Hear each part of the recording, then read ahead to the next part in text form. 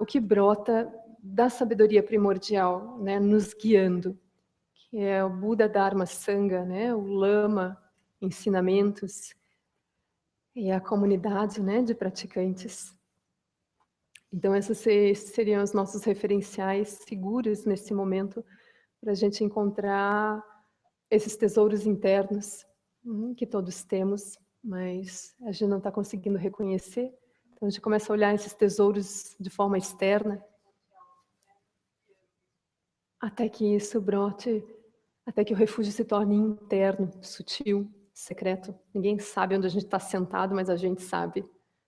A gente vai fazer essas orações em tibetano. A gente vai fazer um pouquinho de silêncio, só para a gente uniformizar a nossa... Assim, são 10 minutinhos, nada grave, não se preocupem, né? A gente vai trabalhando devagar, mas só para a gente ir devagar formando um único corpo. Aí tem algumas pessoas que estão chegando também, né? Aí o grupo vai se formando.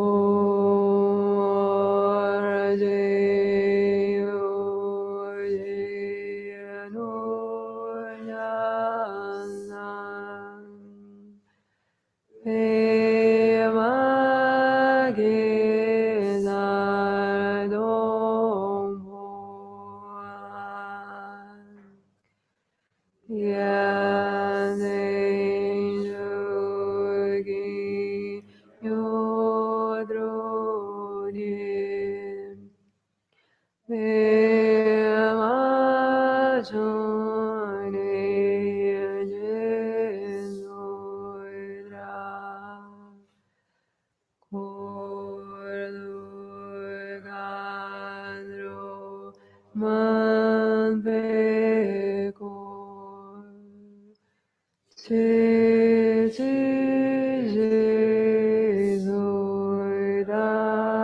Chichizoidadrum Chim Jim Jilam Jirjexunau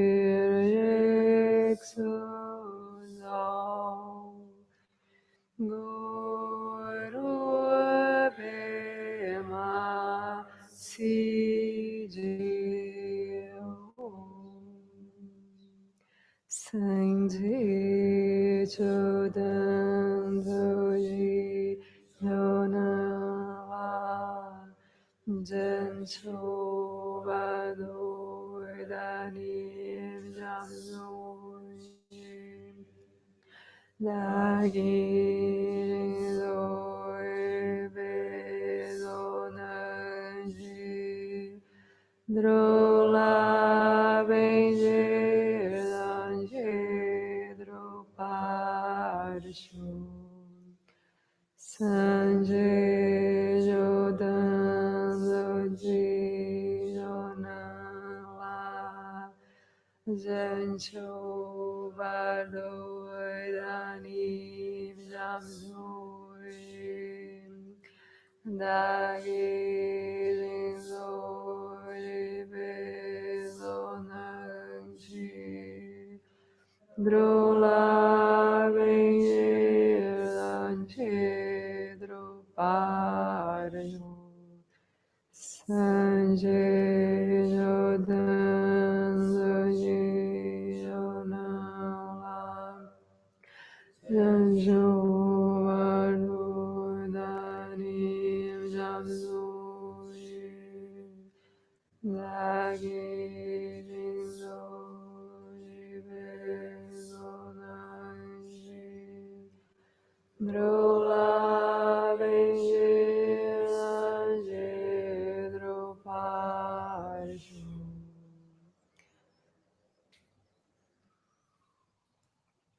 Ok. Então, relaxados, do jeitinho que vocês estão. Nada especial. Ficar uns instantes imóveis, na postura que encontramos. Se precisarem fechar os olhos por alguns instantes, vocês podem fechar.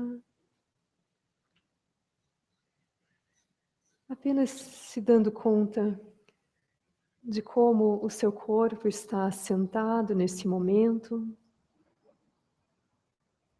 reconhecendo a sua base, ele está assentado. Reconheça a base, para que esse assento seja confortável, estável, acolhedor. Sinta a terra que apoia seus pés, pernas, quadris.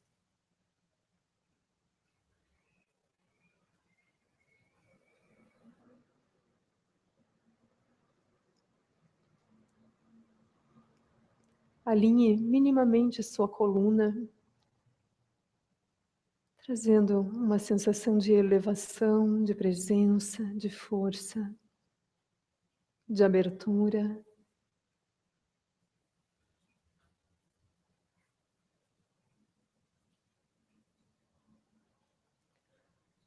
E combine esse estado de estabilidade e força com relaxamento, repouso.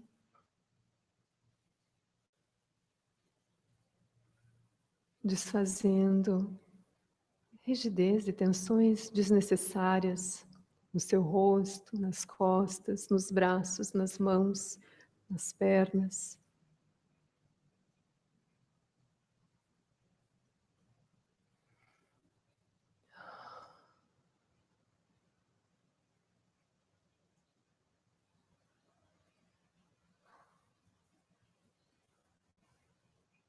Com a força necessária, o relaxamento necessário, ambos combinados em harmonia. Sutilize, acalme sua respiração. Dentro desse conforto e estabilidade, o movimento da respiração segue. Deixe que o ar entre e saia. E saiba que ele está entrando e saindo.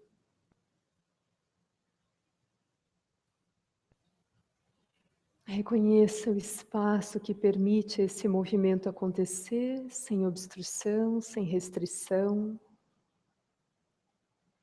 E o corpo expande e retorna, expande e retorna.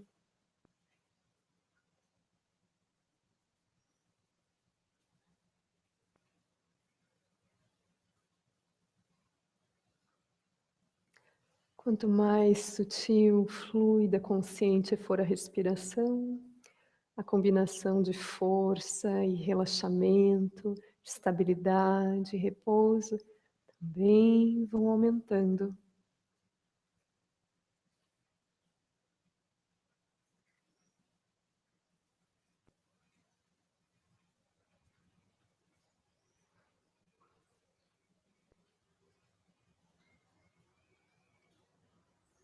Reconheça também a vivacidade, o brilho, seu corpo está aceso, desperto. Há uma eletricidade. Você está acordado aqui.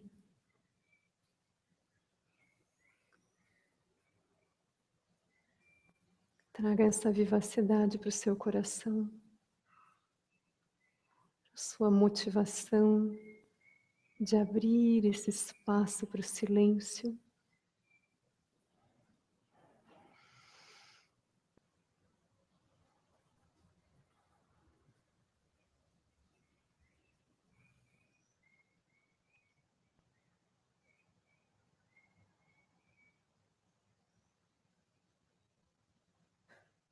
E a partir de agora, cada um no seu tempo, quem está de olho fechado, quem esteja de olho fechado,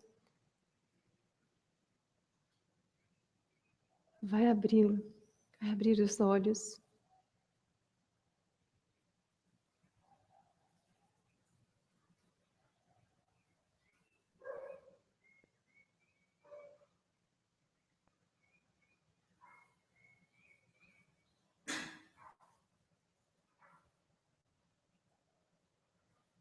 Não precisa buscar nada com os olhos abertos. Apenas deixe que os olhos, como todo o restante do corpo, relaxem. Encontrem o espaço. E você segue relaxando a partir dos olhos, do olhar.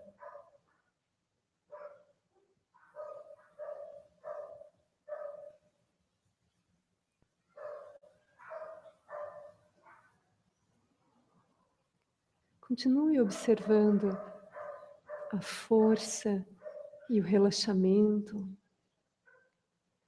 Continue observando respiração e espaço.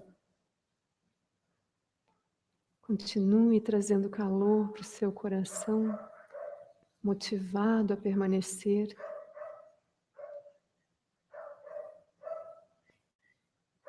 Os seus olhos estão presentes e contemplam essas qualidades.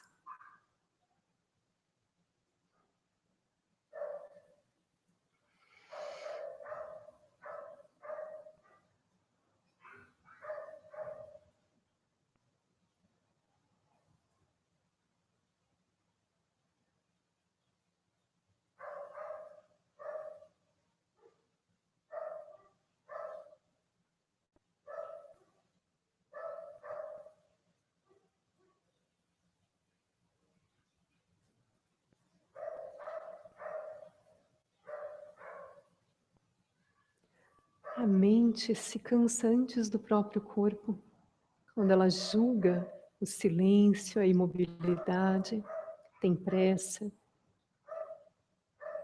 não aceita a monotonia, a quietude. Portanto, não entre nesses julgamentos. Como nuvem, deixe-os passar. Permaneça só mais um pouco. Traga os olhos para o espaço. Equilibre sua respiração, sutilize. Só mais um pouquinho.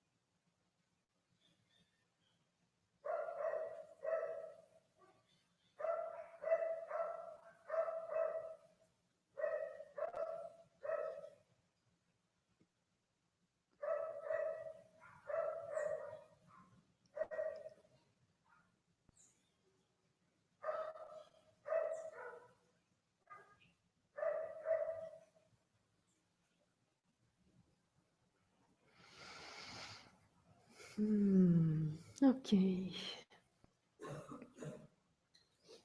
Passou. Momento. Aff. Isso foram 10 minutos? Só no seu relógio.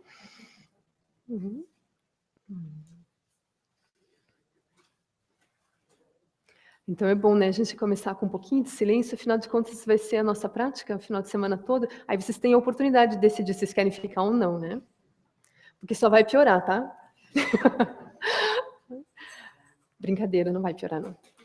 Mas a gente vai, principalmente amanhã à tarde, nós vamos exercitar esse, talvez de manhã também já, né? Vamos ver como é que rola a nossa conversa hoje, mas amanhã é o laboratório do silêncio. Amanhã, hoje, agora de manhã, então nosso encontro é o calmo repousar, é isso, né? Veja, escrito fica bem bonito, né? Daí a gente diz, bom, deve ser isso que vai rolar lá, né? Um calmo repousar. Aqui em casa eu não consigo, mas lá eu acho que eles devem ter, sei lá, um pó de pirlim-pim-pim, né? Que fica calmo e fica repouso. Né? E aí a gente faz aqui nesses 10 minutos, e diz, olha, enquanto poesia, vai bem. Então, hoje, né, de manhã e à tarde, nós vamos falar tudo o que for possível.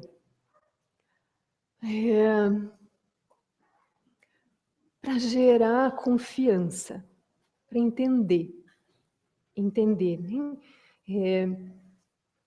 Os recursos que nós dispomos como ensinamentos e práticas para chegar, para esse calmo repousar ser possível em nossas vidas. Então, a gente vai conversar agora de manhã sobre a meditação silenciosa, que trabalho a gente teria com o nosso corpo, a nossa energia e a mente, para lidar com os conteúdos, né, que foram postos em movimento na nossa vida, para encontrar um estado natural, né, que não é construído. Então, ontem a gente se encontrou aqui, mas acho que nem todo mundo estava, mas a gente falou que, basicamente, todo o trabalho dentro do silêncio, ao contemplar corpo, energia e mente, nós vamos lidar com coisas sutis.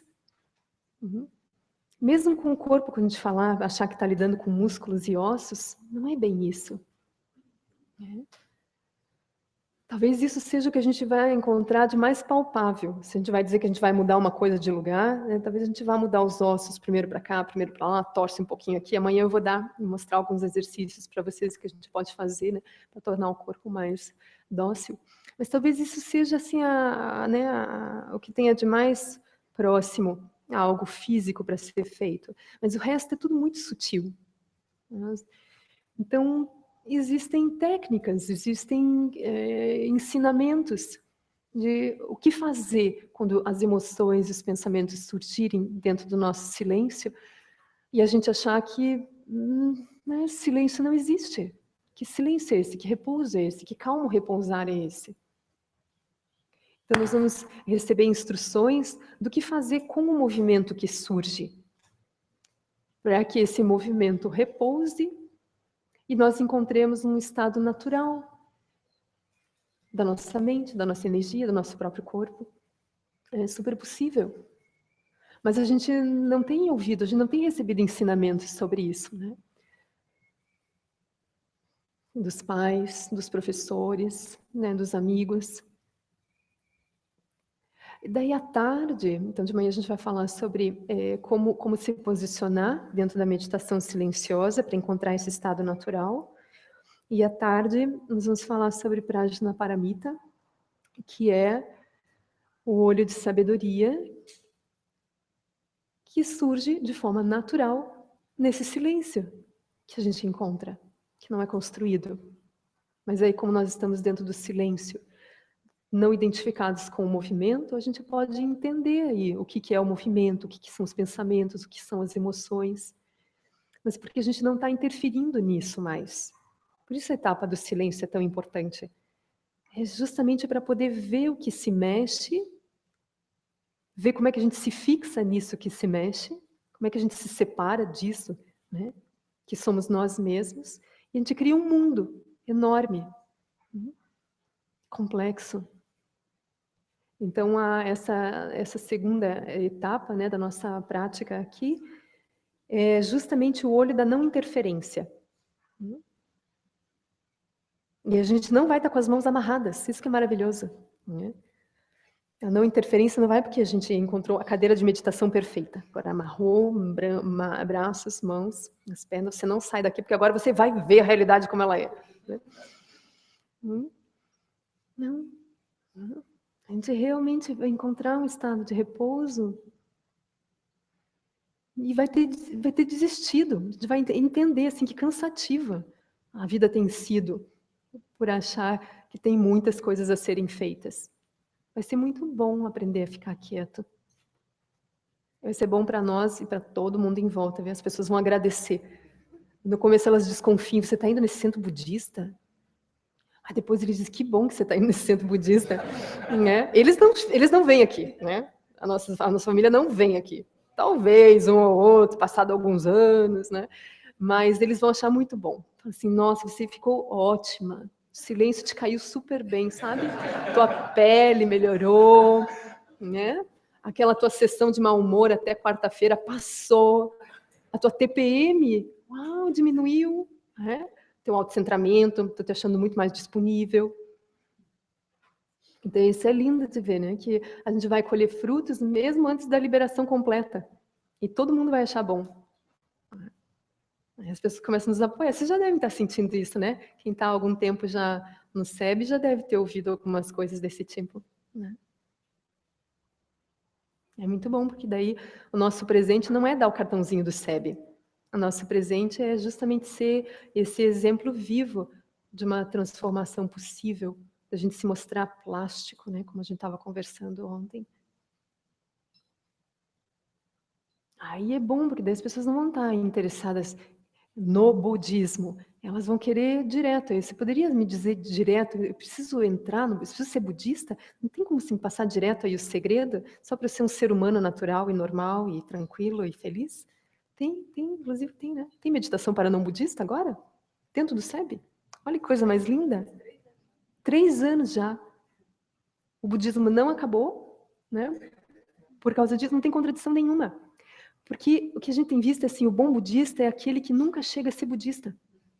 Ou que se tornou budista, uma hora ele entende que aquilo era fake. Aquilo era um problema.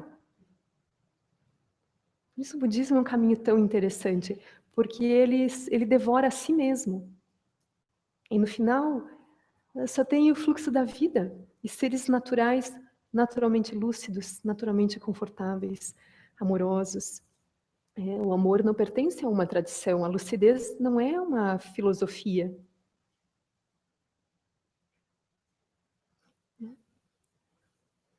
Eu gosto de falar assim nos encontros, né, de que a lucidez não é inteligência.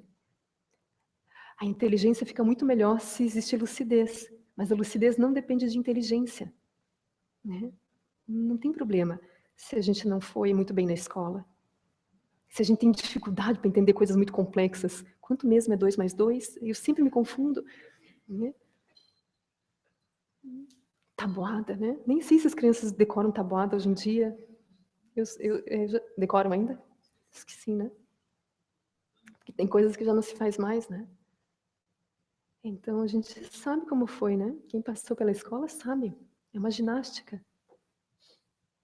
Então, nesse caminho do silêncio, se a gente for falar que tem alguma ginástica, é a ginástica de remoção.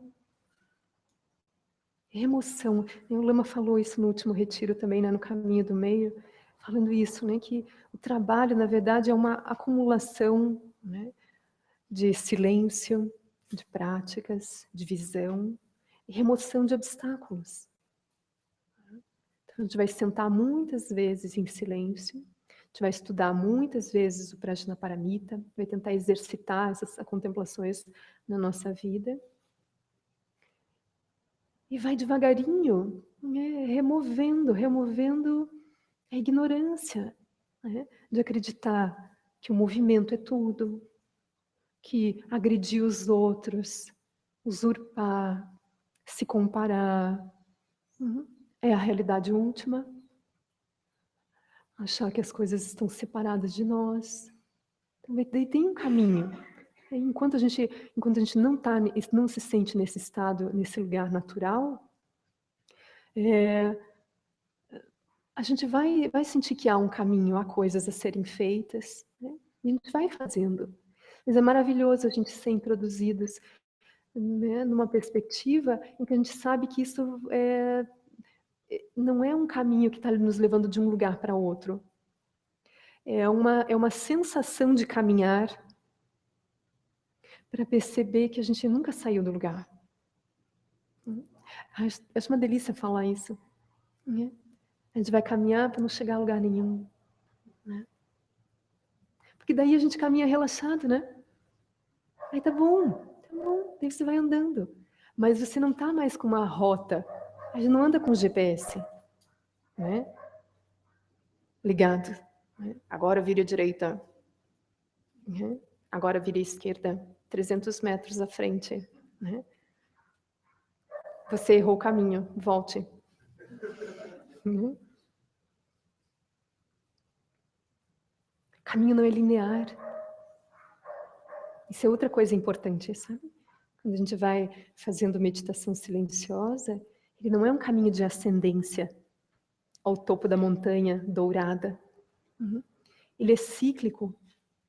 Vai ter momentos que a prática vai estar deliciosa, saborosa, confortável.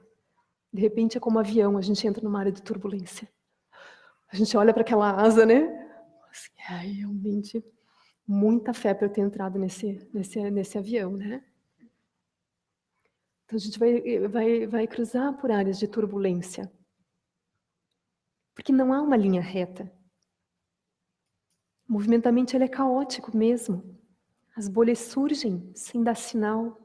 Porque essa tem já sido a nossa vida, né? Então, dentro da prática também vai ser assim, meio caótico. O corpo às vezes está indo super bem, tá fazendo yoga. Aí, de repente, naquele dia, não sei o que aconteceu, fez crack. O que será isso? Agora eu vou lá para minha professora. Falou assim, fez creque, e o negócio aqui, ó, eu já não consigo mais me endireitar. Mas daí o que acontece? Como o Lama oferece, né, nos ensinamentos, paciência e perseverança. Não tenha pressa, mas não perca tempo. Vá simplesmente fazendo. Então, o olho da própria meditação silenciosa é um olho, a gente tem que entrar. Então, vou começar a falar aqui, né, sobre a meditação silenciosa, sobre shamatha, dhyana, chinê, meditação silenciosa. A gente deveria, o máximo possível, entrar com esse olho. É um olho acolhedor. Isso já é o olho de Prajnaparamita. A gente pode casar essas duas práticas o mais rápido possível. Eu acredito nisso. Acho que são métodos e métodos. Mas eu realmente acredito que as duas coisas podem ir andando juntas. A gente pode trazer o olho de Prajnaparamita para abrir o nosso silêncio. O olho de Prajnaparamita é o olho que não julga, é o olho que não interfere. É uma experiência de abertura. Então, essa é uma super boa perspectiva para a gente começar a nossa meditação silenciosa. A abertura. A gente falou tanto de abertura ontem, né? Não precisa fazer ginástica para abertura. Para abertura do corpo, talvez, né? Fazer grande abertura, né? Tem que cuidar, senão rasga mesmo. Mas as aberturas sutis, elas podem ser instantâneas, inclusive. Tem mestres que falam, né? O estado natural, ele é natural. Então, não precisaria dessa ginástica toda. Mas quando a gente está muito perturbado com pensamentos, emoções e a própria estrutura física, o estado natural parece impossível, parece poesia, parece filosofia mesmo, né? O mestre dizendo, tá lindo, mas a minha vida não é essa abertura. Eu moro num apartamento de 40 metros quadrados, que abertura é essa, né? E sabe quantas pessoas moram nesses 40 metros quadrados? Nós estamos em 5. E com um cachorro, né? E agora tem um parente querendo vir e vai trazer um papagaio. Não sei de que espaço ele está falando. Mas há espaço em 40 metros quadrados. Com papagaio, cachorro e toda essa gente, né? Porque isso realmente é a condição da nossa mente. Mas a gente também não sabe o que é a mente. Quando a gente fala mente, normalmente a gente identifica mente com conteúdo, com pensamentos. Mas a mente não. Os pensamentos são uma possibilidade do espaço. Por isso nós vamos ter que ser introduzidos a essa prática para localizar esse espaço como nossa condição. Se só ouvir não deu conta, então nós vamos ter que pegar as etapas anteriores e fazê-la. Mas de cara, então, entremos nesse silêncio abertos. Sim, uma sensação de que nós vamos controlar a nossa realidade interna. Nós vamos dar espaço para ela. A única coisa o único cuidado que a gente vai ter na meditação é não fazer o que a gente está fazendo nesse momento, que é... Opa, tá bom? Ficou melhor? Nossa, não ficou muito. Ao surgirem as experiências, a gente sair correndo junto com elas. Ontem a gente falou que a gente tinha que dançar com todo mundo que nos tirasse para dançar, né? Mas isso é uma outra etapa da prática, né? Isso, na meditação, nessa primeira etapa, a gente não sai dançando com todo mundo, com o primeiro que nos tira. A gente deixa a pessoa dançando na nossa frente primeiro. Né? Até ela desaparecer. Fala assim, ai, que bom. Vou ficar quieta aqui, né? Então essa vai ser a nossa confiança, né, dentro da meditação, que a gente não precisa mais sair dançando com qualquer coisa que aparece. Porque a confusão se dá por essa identificação. Mas daí tem técnicas para isso. Começando pelo próprio corpo, como a gente começou hoje aqui, né? na nossa meditação. Mas justo já pelo corpo, comece relaxando. A gente pode, aí a técnica dos relaxamentos, a técnica de yoga, a técnica de consciência, né? Técnicas de consciência corporal, isso é muito interessante a gente aprender. Porque o corpo está impregnado da responsividade mental. A responsividade mental se transfere para o corpo. Como eu falei durante a meditação, na verdade a mente ela cansa antes do próprio corpo. É a mente que diz, pronto, cansei. O corpo ele poderia estar ali realmente um pouco, né, desconfortável, mas quem decide que aquele momento é o fim, esgotou, né? É a mente. Devagarinho, quando a gente vai começar a observar o poder de cada um dos corpos, a gente vai ver que se a mente se reorganizar naquele instante, a gente pode ficar às vezes mais 5 minutos. Aquilo não era o ponto final, aquilo não era a gota d'água. Mas o corpo ele está marcado, né, pela responsividade da própria mente. Pela forma como a nossa própria energia vai se organizando. Daqui a pouco eu vou falando as coisas, mas daqui a pouco a gente monta essa árvore, né, esse quebra-cabeça aí, no nosso espaço. Então, saber lidar com o corpo, eu falo isso porque foi a minha experiência. A minha experiência dentro do silêncio andou muito por dentro do corpo. E eu vi assim, que ele é um veículo maravilhoso. Ele pode se tornar um assento muito silencioso, menos ruidoso. Se a gente entra assim, cru, sem saber nada sobre o corpo, para meditar, ele vai parecer muito desajustado. Como um casal dançando, né? Um vai para lá, outro vai para cá, né? Então a mente, você diz, mente focada e relaxada. Ai. Mente focada e relaxada. Né? Aí a gente está o tempo todo, assim, como se tivesse uma incoerência, uma contradição. Então o corpo ele pode ser esse vaso. Se a gente tem uma prática paralela, a gente vai visitando o corpo e vai aprendendo a alongá-lo, cuidá-lo, olhá-lo, iluminá-lo, acariciá-lo, nutri-lo, sabe, dialogar com ele, entender os seus sinais na não cognição. Então, a gente não tem como entrar na meditação dizendo o que eu vou fazer e o que eu quero fazer e em quanto tempo eu vou fazer. Vai ser por um bom tempo quem vai ditar as regras é o corpo. Por um bom tempo eu tenho que respeitar os meus joelhos, as minhas costas. Então, quando a gente conhece o corpo, a gente começa a entender os sinais do corpo. Quanto mais eu entendo os sinais do meu corpo, eu tenho mais margem de manobra eu tenho para organizar o meu corpo, para meditar em silêncio. Mais abertura eu tenho para reconhecer se os sinais que ele está me dando é assim, ó, eu estou prestes a surtar, entendeu? Eu sou ciático, tá? Vai dar uma olhadinha nos livros, veja aonde eu nasço e até onde eu vou. Meu nome é ciático, tá? Nervo ciático, tá? Nervo ciático, ciático, guarda, tá? E tá lá aquele negócio. E a gente, mente atenta e relaxada. Mente atenta e relaxada. Ai, né? Daí a gente já está de lado, assim, né?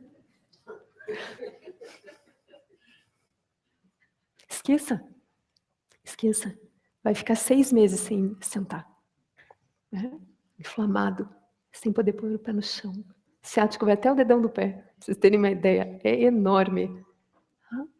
Mas quando eu não ilumino o corpo, quando eu não sei conversar com ele, não vou ver nada. Então, eu gosto de apresentar o corpo, porque quando nós conseguimos iluminar o corpo dessa maneira, a mente já mudou. Corpo, saber lidar com o corpo e saber lidar com a energia, que eu vou conversar daqui a pouquinho também, isso já é não cognição. Porque esse vai ser, quando a gente for lidar com a mente, com o espaço da mente, é a cognição que vai nos bloquear a visão de sabedoria. É querer saber, é querer falar, descrever, se ver separado das experiências. Então, o corpo e a energia são veículos maravilhosos, porque a cognição não funciona. A cognição não funciona para lidar com o corpo e com a energia. A gente não entra nesse universo por cognição. Emoções. Eu não vou iluminar a raiva pensando na raiva, julgando a raiva, julgando o medo, elaborando conceitos sobre o medo. O que eu vou ter que fazer? Eu vou ter que entrar nesse campo do sentir. Não há palavras no campo do sentir. Não há palavras no campo do sentir. Corpo. Não adianta você simplesmente olhar no livro o que é o ciático, ter uma super boa descrição e não saber senti-lo. Ele está até descrito da onde ele nasce até onde ele vai. Mas você não consegue visitar teu corpo, iluminar teu corpo com a consciência para entender o que é a base da coluna e o que é dedão. A gente diz, mexe o teu dedão. Daí fica o dedão da mão mexendo, né? Não, o do pé. Às vezes eu vou dar aula dos pés, aí eu peço para as pessoas começarem a arrumar os dedinhos, né? Aí eu subo os dedinhos dos pés. Daí tá todo mundo assim, ó, com a mão na cintura, os dedinhos das mãos subiram. Mas os dos pés não acontece nada. A consciência não vai até lá. Tá? Então, nosso corpo, como todos os outros corpos, uma casa escura. O corpo, ele, como eu falei, ele está impregnado de todo o mecanismo da própria mente. Se a gente visitar o corpo, a gente já vai estar visitando regiões da nossa mente. Cada exercício de yoga é um universo, é uma bolha.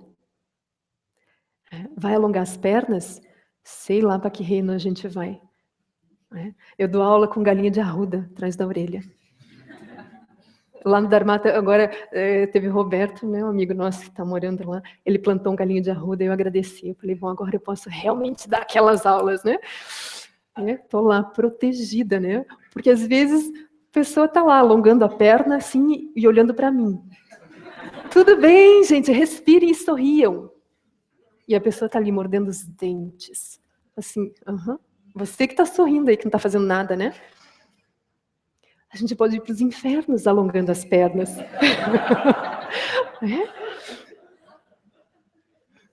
Então é maravilhoso. E é maravilhoso porque quando a gente vai fazer uma prática de yoga, somos nós com nós mesmos. Não tem intermediário. É aquilo ali, ó. É o teu corpo, é você. Não dá para tomar sorvete e alongar a perna ao mesmo tempo. Não tem como você se enganar. Esse é o teu corpo. Você é responsável por ele. Não vai culpar o chefe porque você fica sentado o dia inteiro. Você pode levantar. Você pode ir ao banheiro. Você pode fazer prática de yoga. Talvez a gente crie ideias, mundos onde isso não caiba, mas fomos nós. Então, visitar o corpo, a gente vai visitar. É sempre assim, ó. Esses três corpos estão conversando o tempo todo. Se a gente começa a visitar o corpo com essa prática, a mente vai estar lá. Primeiro porque você tem que estar atento. Se não tiver o brilho dos teus olhos fazendo aquilo possível, sustentando aquela experiência, não vai acontecer nada. Então a consciência já está ali. Você vai trabalhar a atenção plena enquanto ilumina o corpo. Vai trabalhar todos os elementos. E aí vai visitar essas bolhas que eu falei. Aí tem posturas em que a gente se sente uó, né? A minha postura do cão, a do muca. Daí a gente olha para o lado assim, vê se os outros estão nos olhando, né? Aí a gente vai para o reino dos deuses guerreiros, né? Competitivos. Aí, postura de equilíbrio. Só tá a gente lá e o resto todo mundo. Daí a gente tá lá assim, né? Reino dos deuses, só eu consegui. Né? Ou nós somos humanos mesmo, a gente olha para tudo aqui e fala assim, eu não vou olhar para mais ninguém, vou fazer o que eu tenho que fazer aqui, porque a minha situação tá braba, né? O que é para fazer mesmo, professora? Por favor, né?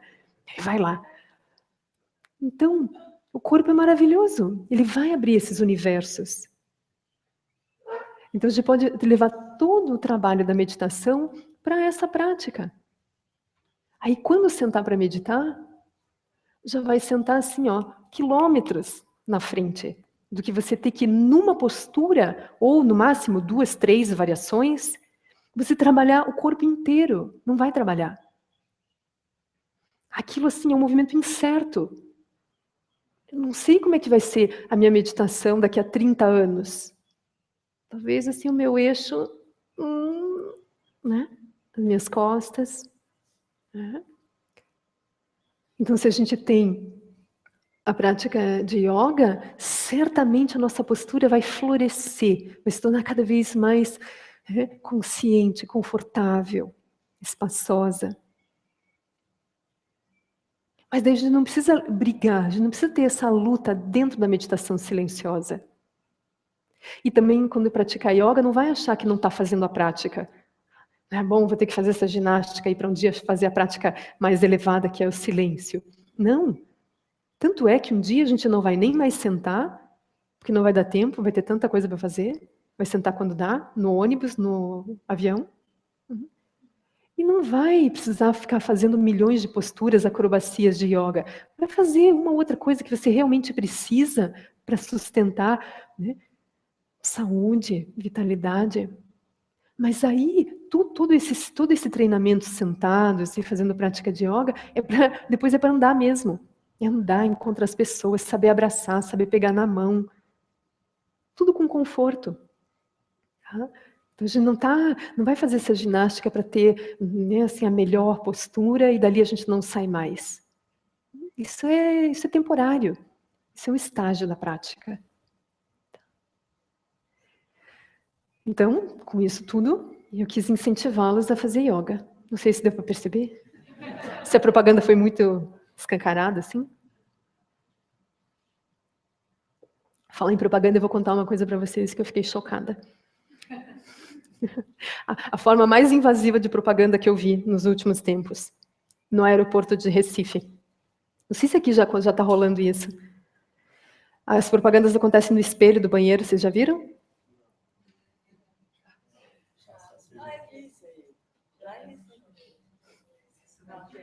Gente, os espelhos não são só espelhos, agora eles são telas. Aí você está no espelho, de repente começa a aparecer propaganda do shopping. Daí você procura um espaçozinho de espelho para você voltar a se ver e está lá aquela coisa, né? E eu juro, naquela hora eu pensei, onde é que eu sento de reclamações? Por favor. Tinha uma mulher do meu lado, ela disse assim, dá para acreditar? Ela mesma falou, isso é muito invasivo. Mas daí já logo vieram outras pessoas e acharam aquilo fantástico. As crianças, que legal! É.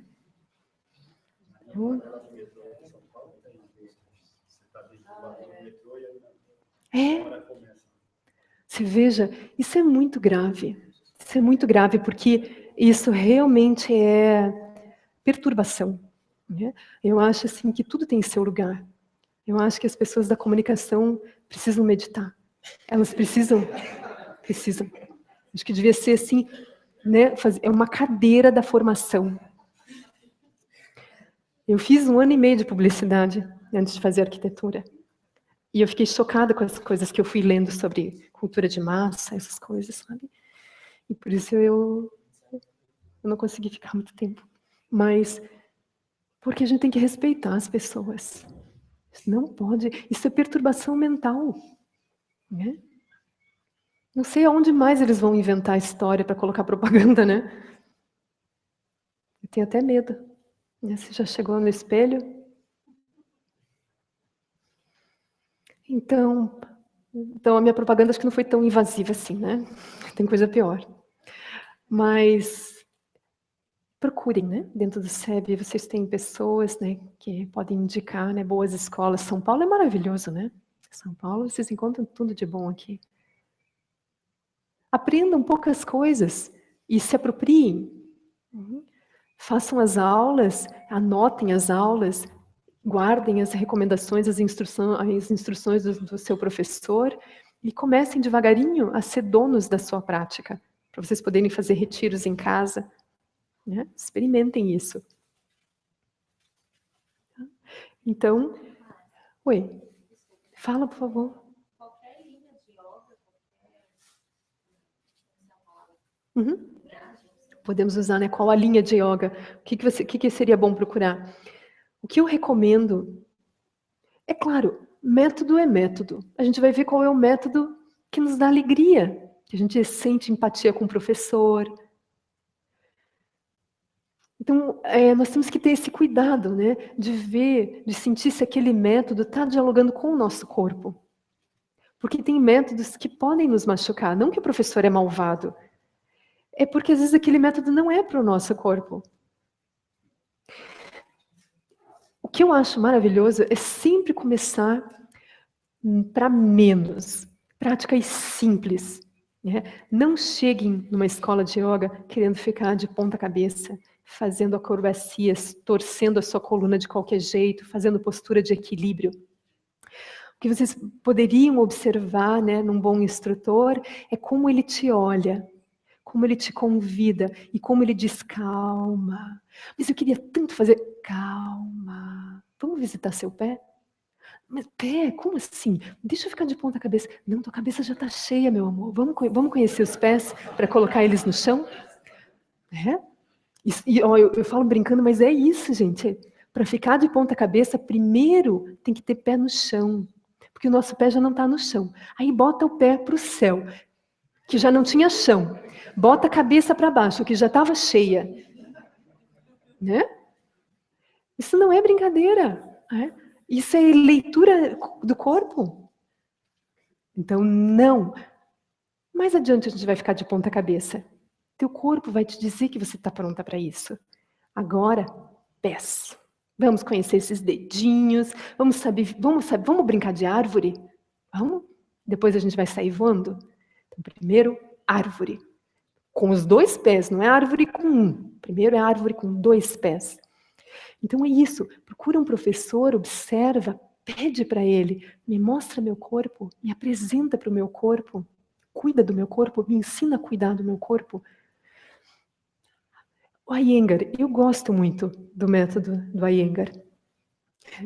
Porque ele vai trabalhar primeiro com conscientização. Ele vai fazer visitações, né, muito assim, específicas, pedaço por pedaço. Daí devagar a gente vai fazendo a integração do corpo e vai fazer posturas com essa integração, com essa consciência. Aí a gente usufrui muito mais da postura do que a gente simplesmente fazer a postura sem conhecer nada do corpo. Tá? Mas tem professores maravilhosos que não são especificamente do Iyengar, mas que desenvolveram esse cuidado, esse interesse de entender o corpo e dividi-lo, estruturá-lo, gerando consciência, autoconsciência primeiro. Eu sempre recomendo, primeiro faça esse trabalho de autoconhecimento e reestruturação e depois vá para práticas de movimento. Porque movimentos feitos sem consciência e sem uma reestruturação, sem o corpo estar alinhado, lado direito, lado esquerdo, centro, os movimentos são aleatórios e podem realmente machucar. A gente pode fazer um movimento bobo ali, rápido. E não só a gente pode se machucar, como a qualidade do movimento é muito melhor depois que você visitou o teu corpo e se tornou consciente dele.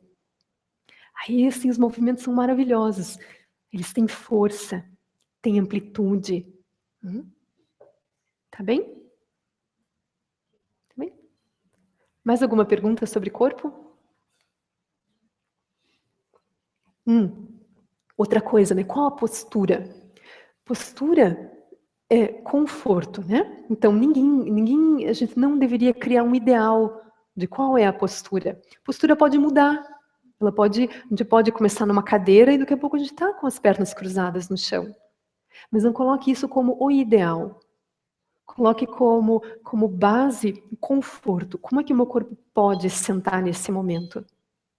A gente pode olhar, né? Amanhã a gente dá uma olhadinha o que cada um pode fazer. Que apoios a gente precisa. Porque nesses minutinhos que a gente fez de silêncio, eu falei da base. Então, a base de cada um, a gente vai ter que investigar. Precisa de base. Se a base não estiver estável, a coluna não vai encontrar seu eixo. A gente vai ficar forçando as costas para encontrar esse equilíbrio. Então vamos ver do que as nossas pernas, nossos pés são capazes de fazer nesse momento e aceita isso. Falei, abertura, aceite. Aceite o seu corpo do jeito que ele está. Não queira trocar. Cada um sabe a dor e a delícia de ser o que é. Não olhe o lótus completo do seu amigo, porque eu não sei as custas de que ele fez aquele nó ali. Não sei. Eu é que não vou fazer, ó. Ficar quietinha aqui na minha cadeira, no meu Siddhasana, no meu Sukhasana, tá ótimo.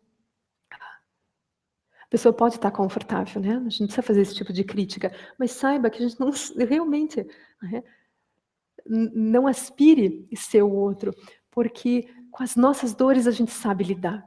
Ou se não sabe, a gente vai aprender a lidar com elas. A dor do outro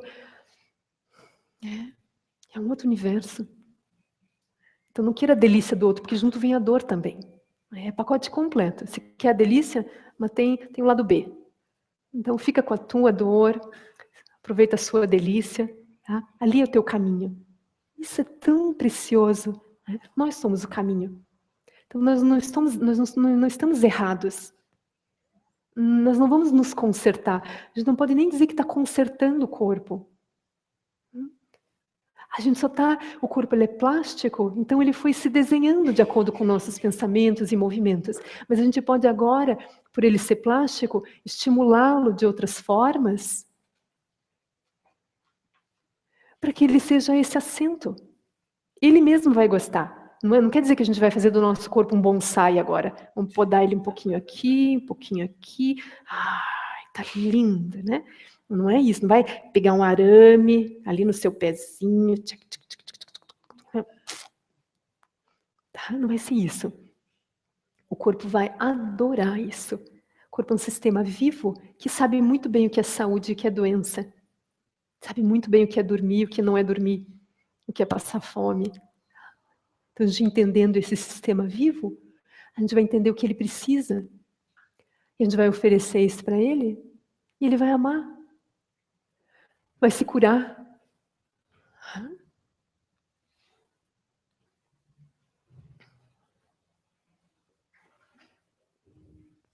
Então, postura da meditação.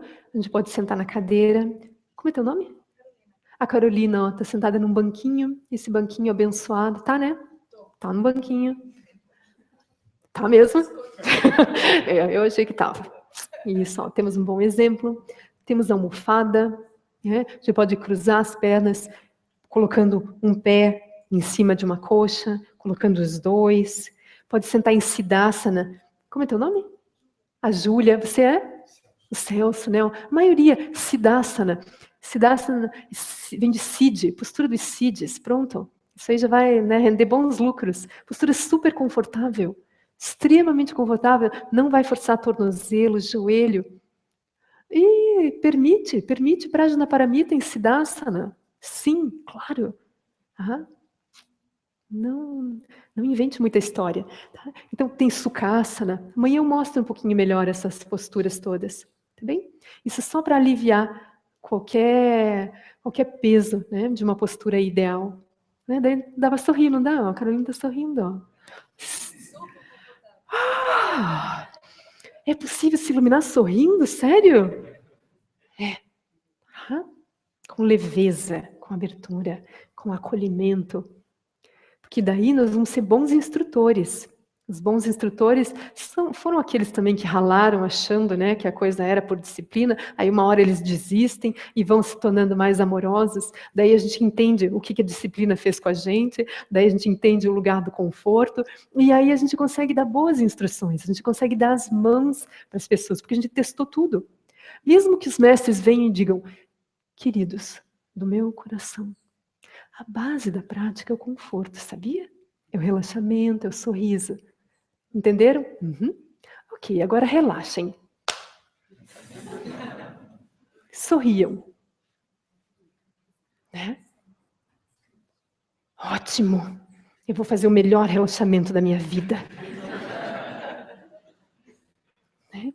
A gente fica tenso para relaxar, porque a gente tem uma ideia de relaxamento. E a gente tem uma seriedade.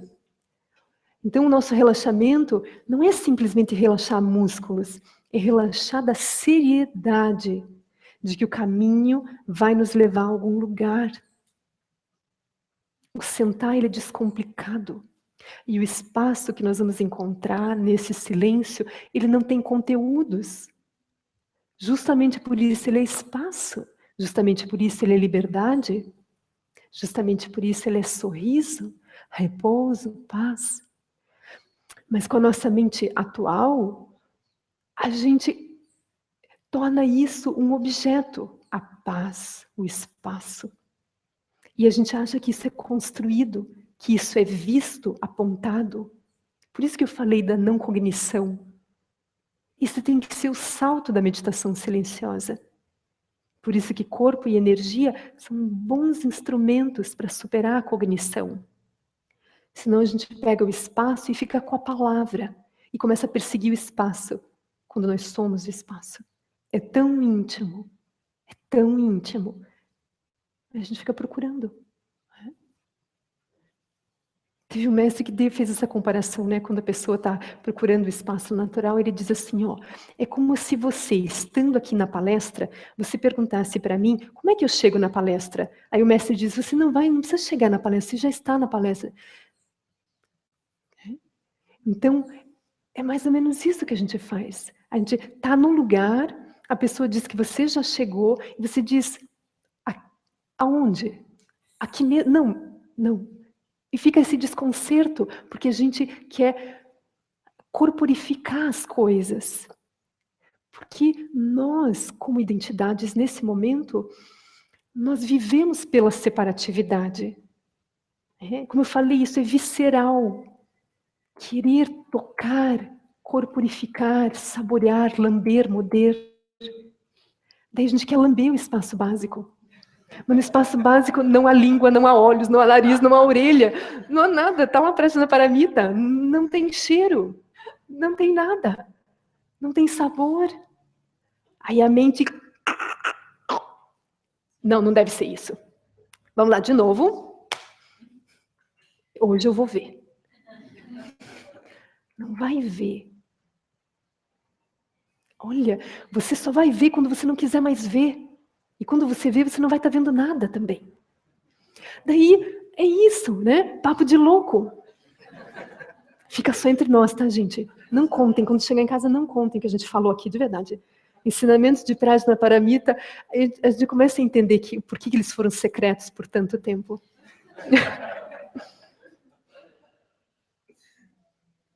Nós estamos em um bom tempo em que isso está sendo falado. Isso não é de graça, gente. Esses ensinamentos não estão abertos assim, simplesmente porque os mestres estão com pena, a coisa vai acabar e é melhor semear esse negócio para ver onde brota. É porque na medida em que as coisas se complicam, os processos todos se aceleram, inclusive a possibilidade da liberação. É momento de muita abertura. Os mestres, na sua profunda compaixão, eles estão transferindo méritos. Mesmo que a gente não tenha méritos, a gente se abre, aceita as recomendações e de repente a gente dá saltos que se fosse pelo nosso próprio karma, a gente não ia conseguir fazer. Mas pelas bênçãos do mestre, pelas bênçãos que vêm da nossa própria abertura, acontece.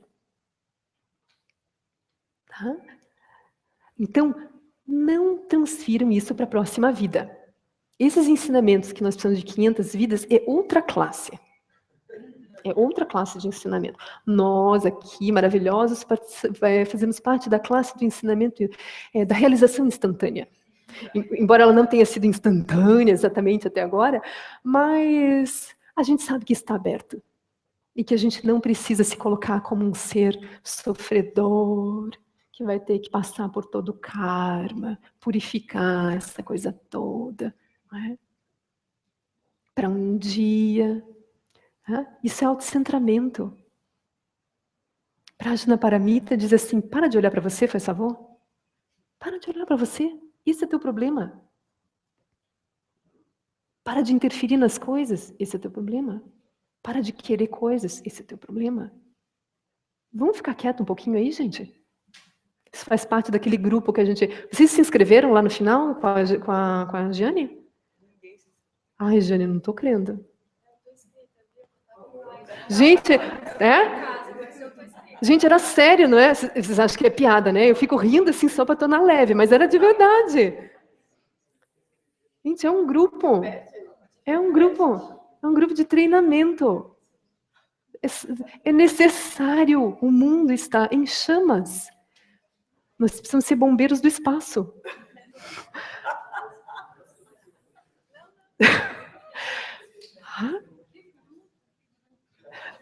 Que grupo é esse, né? Então vocês ouçam, tá gravada. Eu não vou repetir o nosso propósito de ontem, tá? Somos nós mesmos, tá? Nós mesmos. É nós. Tá? Silêncio. Esse é o grande convite. Vamos parar? Tá? Quando a gente olhando o mundo em desespero, a gente acha que tem que sair correndo em desespero para salvar as pessoas. Vamos deixar, já tem bastante pessoa, muitas pessoas que estão socorrendo, mas elas também estão sofrendo. Então vamos fazer assim, a gente vai fazer por turno. Nós somos do turno dos que vão sentar em silêncio para iluminar essa coisa toda e descobrir que o sofrimento, ele é um sonho. São visões pessoais, crenças pessoais que se derramam sobre o nosso próprio corpo e os objetos ao redor. Isso é uma visão muito sutil, desconcertante. Dependendo dos ambientes, esses ensinamentos nem cabem. Mas aqui cabe. Tá? Se vocês estão aqui, cabe. Então é por turno. Então nós estamos no turno. Aproveitem, porque o turno passa. Tá?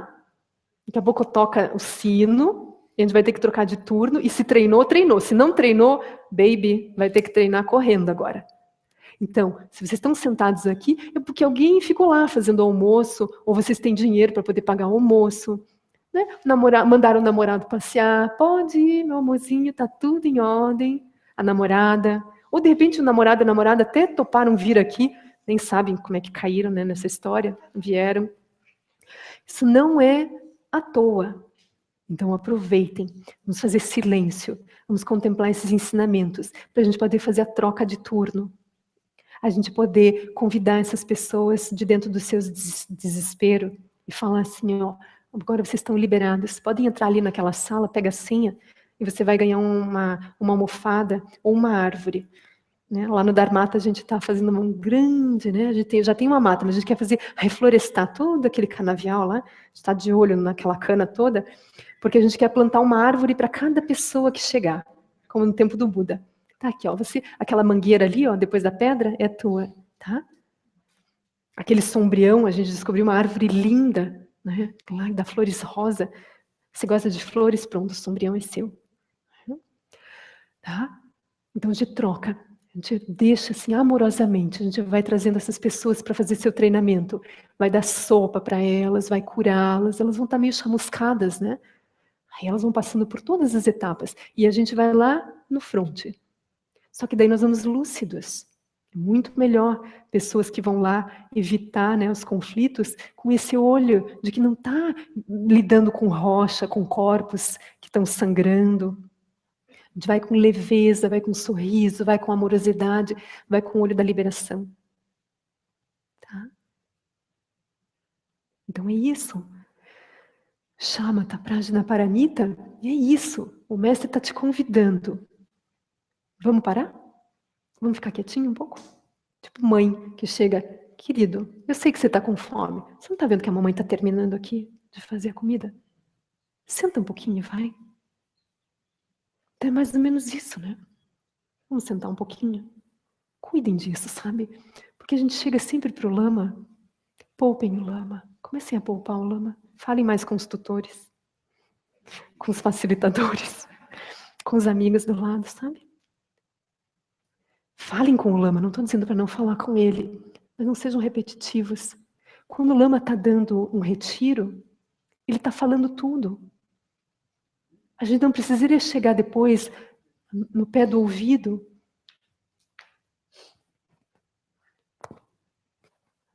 e falar para o lama depois do retiro: Lama, olha, o retiro foi lindo. Que lindo, lama. Mas é o seguinte, lá em casa, É isso, isso e isso. O que eu faço?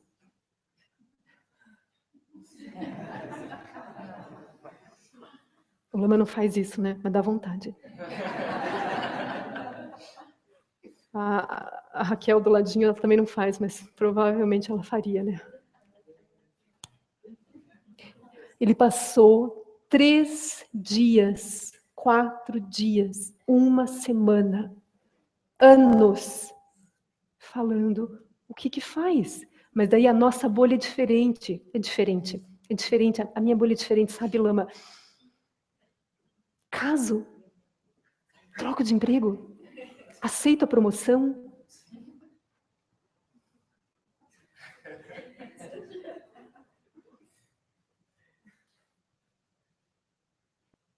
Quando ele dá o retiro, gente, ele está falando o que há para fazer. Não queira você ir lá e mostrar agora o seu pacote. Você já sabe o que tem ali dentro. Agora, beba, realmente sorva aquilo que ele falou. E vai fazer o teu trabalho. Vai pôr a bunda na almofada. Porque isso, a gente quer conversar. A gente quer ficar falando dos problemas. Porque é muito bom ouvir, a gente ouve ensinamento, o Lama realmente nos transfere para esse lugar. Daí no momento seguinte, aquilo... Daí a gente acha que... Então tem outra coisa para fazer, já que eu murchei. Não, agora nós vamos fazer a prática para entender que esse lugar onde ele nos levou, se a gente chegou lá, é porque ele simplesmente foi conduzindo o nosso corpo, a energia e a nossa mente, e nós chegamos lá. Só que a gente não consegue sustentar isso. Nós temos que pegar de novo o corpo, a energia e a mente, para em algum momento a gente não sair mais. A gente nem saiu, tem a sensação que saiu. Então, nós estamos adiando, a grande maioria da Sangha ainda está adiando a prática. Adora ler, adora participar de retiro, adora conversar. Maravilhoso. Mas isso é etapa. Agora, por favor, o Lama Santen, meditação. Ele é o mestre do silêncio. Ele veio do Zen. O Lama aprendeu assim, apenas sente. Ele apenas sentou. Aí ele veio para o budismo tibetano, aí olha, é o floreio todo que ele vai, né? Aí ele vai floreando de acordo com as nossas dificuldades. Então, vamos fazer. Seja a dor que vier, não adiem mais. Façam meditação em casa, façam retiros pessoais, venham para o SEB, mas não fiquem mais apenas falando sobre o Dharma. Não cheguem mais para o Lama apresentando bolhas, cheguem para o Lama apresentando dúvidas. Lama, eu cheguei até ali, eu vi tal coisa. É isso? Isso que o Lama precisa. Isso que vai dar alegria para o Lama. É assim que a gente prolonga a vida dele. Ele está vivendo só para isso. Todos os mestres vivem só para isso. E aí está desgastando. Isso é karma nosso, encurtando a vida do mestre.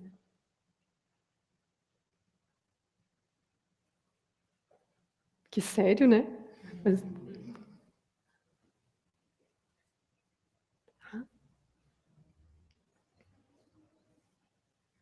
Eu acho que a gente podia fazer um intervalo, né? Com essa seriedade agora toda, né? Vamos relaxar um pouquinho. Né?